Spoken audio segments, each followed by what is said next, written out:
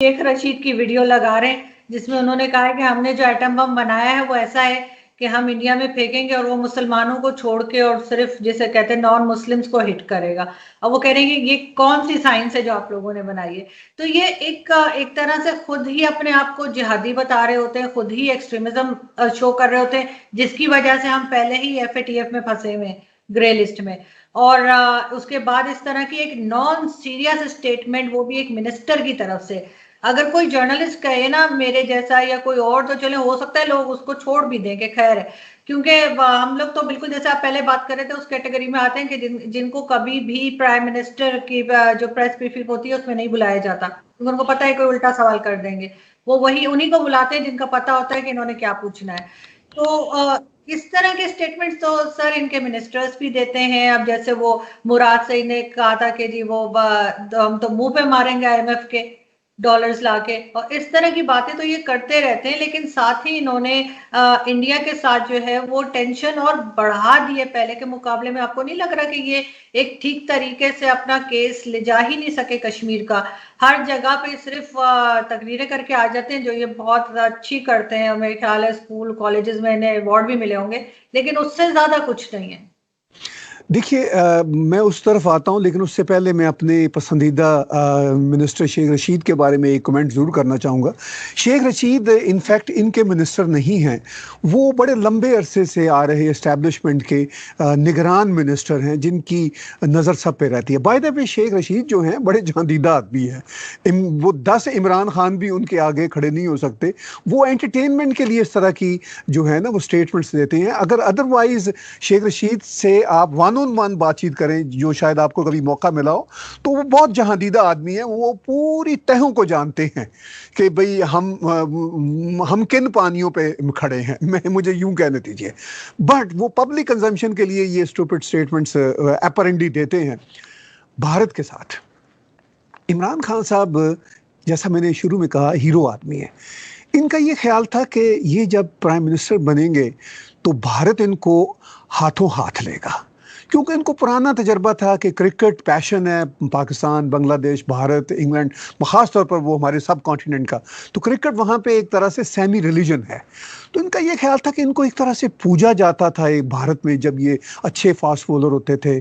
और फिर उसके बाद इनके भारत में मतलब वो जो रंगीन ज़िंदगियों के कई वाक़यात, इनका ये ख्याल था कि भारत में इनको बहुत रिसेप्शन मिलेगा। अच्छा, भारत बड़ा खूबसूरत मुल्क है।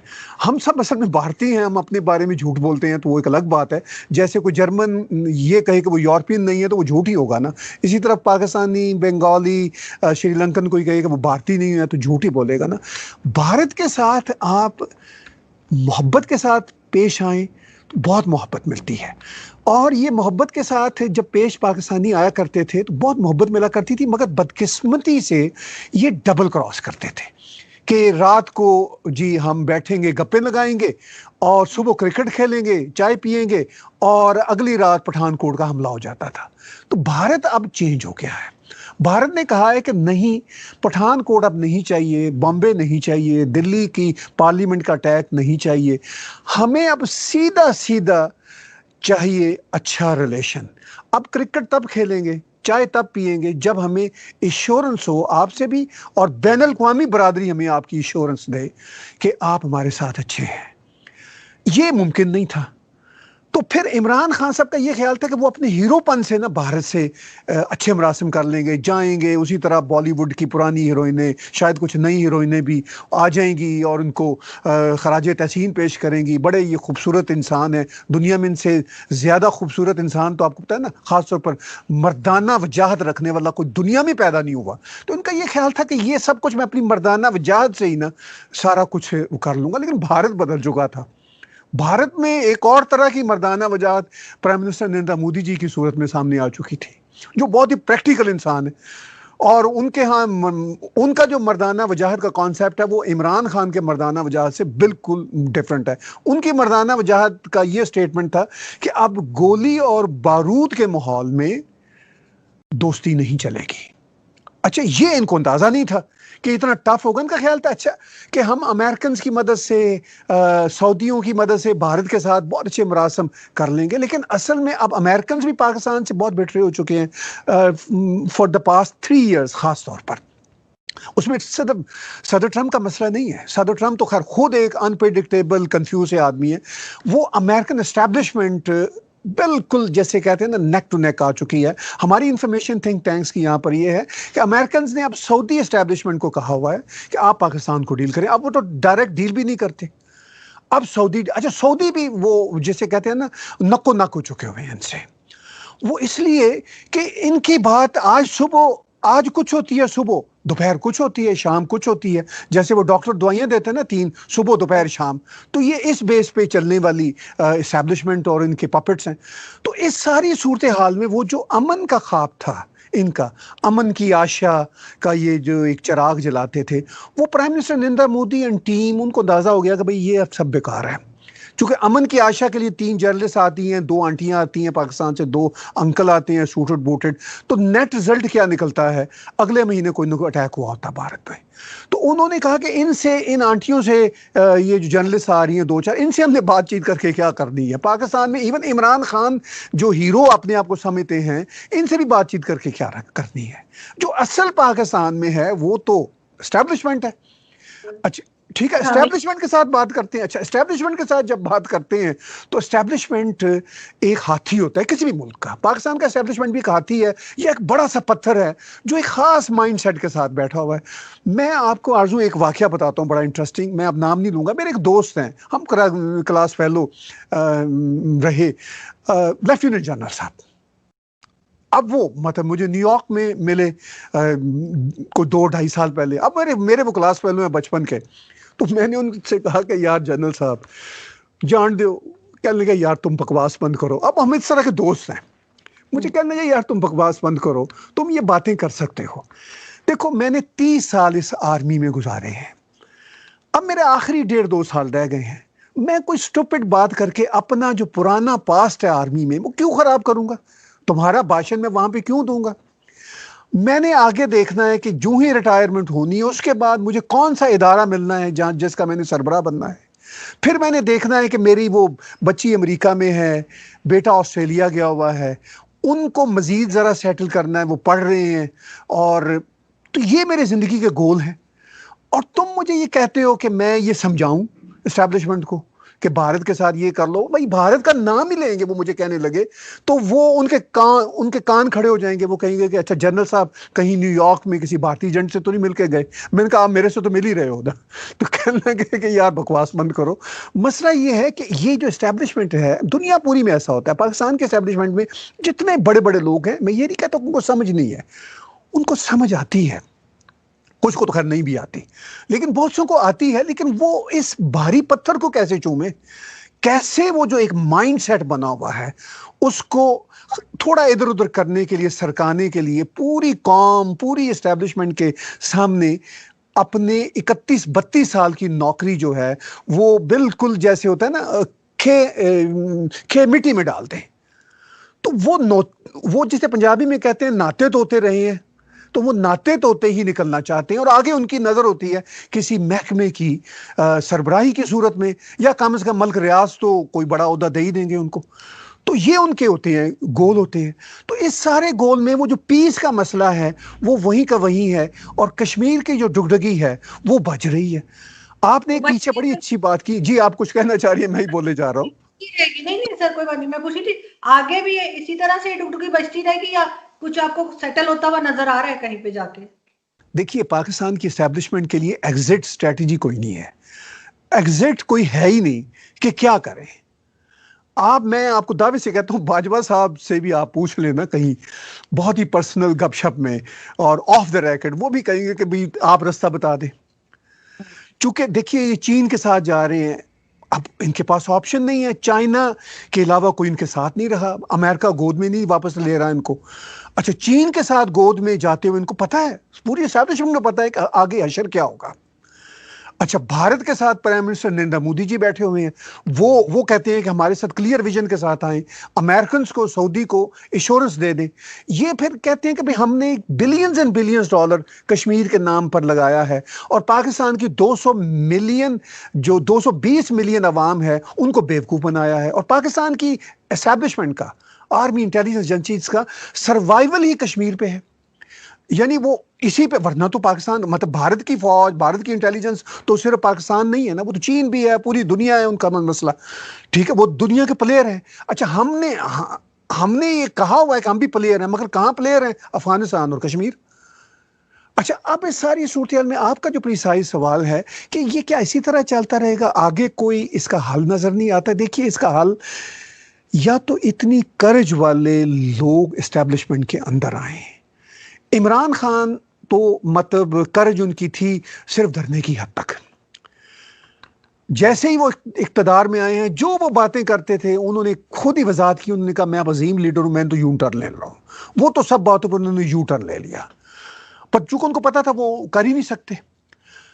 अब मसला ये है कि एस्टैब्लिशमेंट में करेजियस लोग कैसे हैं। मैंने एक लेफ्टिनेंट जनरल दोस्त का आपको वाकया सुनाया, वो बेचारों की सबकी वही मजबूरी है, क्या करें वो अपने आप को, वो अपनी सर्विस को, वो जैसे कहते हैं वो खे में कैसे डालें। तो वो फिर इस सारी सूरत हाल में अब जो रीजन में तब्दीलियां हो रही हैं, आरज़ू, ये जो रीजनल अब आएंगे ना, वहां पे चेंजेस जो बिल्कुल सर पे आपके खड़े हैं, वो फिर इस मसले को अब तब्दील करेंगे।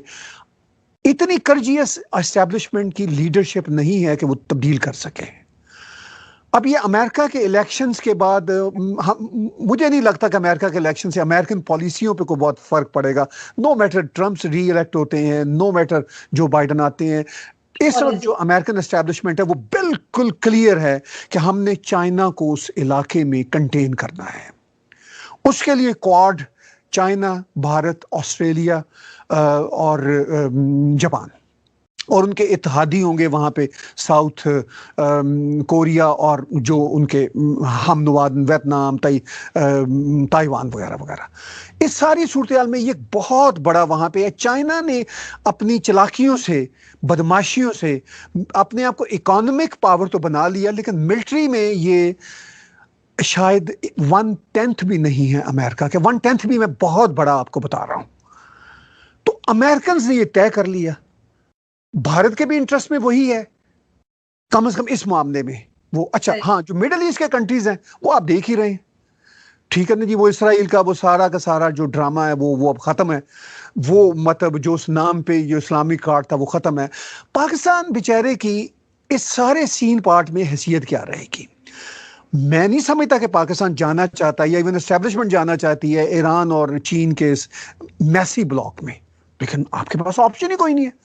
तो फिर ये मैस कैसे खत्म होगा? फिर मैं इसकी तरफ आता हूं, जब इंटरनेशनल तब्दीलियां ज्यादा आएंगी तो फिर शायद पाकिस्तानी एस्टैब्लिशमेंट अपनी आवाम को कन्विंस कर सके कि भाई हम अब कश्मीर के मामे नहीं रहे, अब तो सर पे कुछ और चीजें आन पड़ी हैं। क्योंकि मुझे नहीं समझ आती कि 220 मिलियन अवाम को कैसे कन्विंस करेगी एस्टैब्लिशमेंट। ठीक है, फिर इन्होंने ये जो प्रॉक्सी, ये सारी टेररिस्ट ऑर्गेनाइजेशन बनाई हुई है, वो उनके गले पड़ जाएंगी। तो वो एक ही रास्ता है कि जब ये वहां पे तब्दीलियां कुछ रीजन में होंगी, जिसके बारे में शेख रशीद ने सुहेल वड़ाइच के साथ एक प्रोग्राम में बड़ी अच्छी बात की थी। बड़े जहां दीदा आदमी है शेख रशीद, उन्होंने कहा था कि भाई इस रीजन में अब छोटी मोटी लड़ाई की बात तो छोड़ो, शायद बड़ी लड़ाई हो जाए। ही न्यू इट। मतलब ये कोई इतने बेवकूफ लोग नहीं है। इवन इमरान खान को भी अब काफी अकल आ गई होगी, मैं ये आपको बता दूं।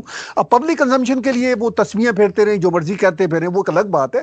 लेकिन जब आप पानी में छलांग लगाते हैं, तैरना आता हो ना आता हो, तो आप फिर तैरना आ ही जाता है, आपको लाइफ जैकेट फिर आपको लग ही जाती है।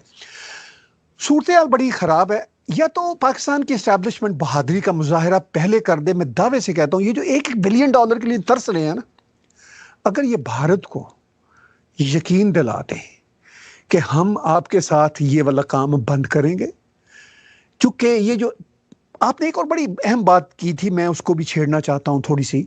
आपने कहा था क्या वजह सिर्फ कश्मीर या भारत और पाकिस्तान के मसाइल के बीच में? एक और बड़ी वजह है, इससे भी बड़ी वजह है, वो हमारा पाकिस्तानियों का आइडेंटिटी क्राइसिस का इशू है। जो हमारे बैक ऑफ माइंड में, हमारे दिमागों में, हमारी जीन्स में रच बस गया है। जो मेरे बुजुर्ग थे या मेरे तक भी जो लोग थे, उनको ये समझ आती थी आइडेंटिटी क्राइसिस की। अब नई जनरेशन को तो ये समझ भी नहीं आती ना बेचारों को, उन्होंने तो कुछ देखा ही नहीं है ना वो निज़ाम। ये जो आइडेंटिटी, ये जो है ना, मतलब हिंदू दुश्मनी की एक साइकी, ये बड़ी खतरनाक है।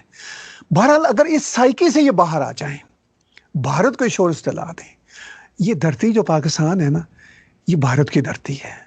लाहौर कसूर से मेरा ताल्लुक है पर्सनली। ये लॉर्ड राम के शहर है, उनके बेटों के नाम के शहर है।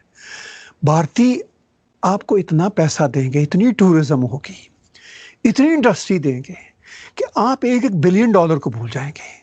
ये जो इनका $200 बिलियन का ख्वाब था ना बाहर से लाने का, इससे डबल इनको पाकिस्तान इन नेक्स्ट 5-10 ईयर्स में आ सकता है, अगर ये अपने इस इंडिया ऑब्सेशन से बाहर आ जाए। पर जो इस्लामाबाद में एक मंदिर नहीं बनने दे रहे, इतना शोर मचा रहे हैं, आपको लगता है कि ये सब कुछ होने देंगे? इतनी मतलब मेरे फादर कहते थे कि ही वाज आल्सो जर्नलिस्ट, वो कहा करते थे कि पाकिस्तान जिस हिस्से में बना है ना, वो सबसे यहाँ पे सबसे जाहिल कौम बसती थी। और अब मुझे यकीन हो गया कि वो ठीक ही कहते थे, इसलिए कि जिस तरह की बातें सुनती हूँ, जिस तरह के एक्शंस इन लोगों के देखती हूँ, तो वो देख के यही लगता है कि वाकई में यहाँ पे सबसे, वो जैसे कहते हैं ना, बड़े सगीर के सबसे जाहिल कौम इसी एरिया में थी जो उन्हें पाकिस्तान बनाने को मिला है।